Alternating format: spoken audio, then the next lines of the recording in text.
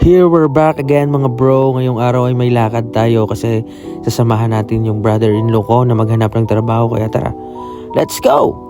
At ayun nga mga bro, nasa bus na kami. So magbabas lang kami ngayon mga bro kasi medyo malayo yung pupuntahan namin. Mapapagastos kami pag mag-taxi. Napakainit ngayon mga bro. Grabe, tirik na tirik talaga yung araw dito sa UAE kasi summer na. So bali mahigit isang oras din yung binahe namin mga bro papunta dun sa venue kung saan siya merong interview. Tirik na tirik talaga yung araw at napakainit mga bro kasi yung schedule ng interview niya is 1:00. So 11:30 ay umalis na kami ng bahay mga bro para hindi siya malate at maaga siyang makarating doon. At sa wakas mga bro, nakarating na rin kami dito sa venue kahit sobrang init. Pumasok na kami dito sa hotel. Habang ako naghihintay dito sa lobby mga bro, samahan niyo akong mag-chill habang pinapakinggan itong music.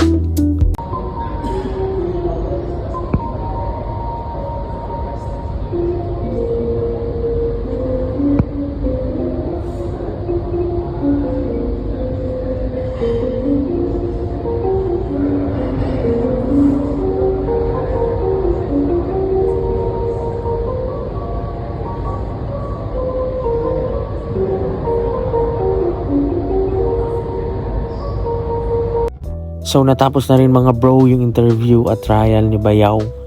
So tatawagan na lang daw for offer letter. Balak pa sana namin mag-ikot-ikot pero napaka-init. Grabe yung init guys.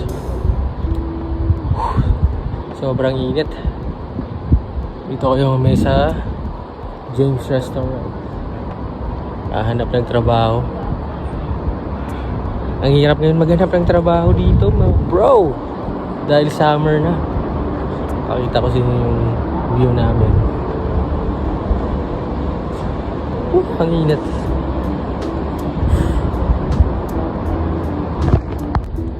Tingnan nyo ng oras mga bro. 1:40 pa lang ng hapon pero tirik yung araw. Shit.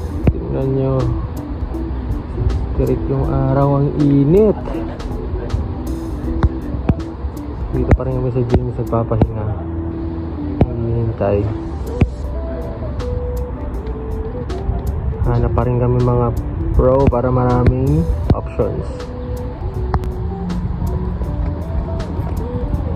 At ayun mga bro, dahil napagdesisyonan na sobrang init, wala uwi na lang tayo. Mga bro, di kaya mga bro. Siguro aabot ng 40 plus. Napakainit mga bro. Maling oras ata yung punta namin. Kaso yung schedule din na binigay is 1 p.m. So wala kaming magagawa. Pero wala, atras tayo mga bro. Sobrang init. Di kaya to mga bro. Let's go.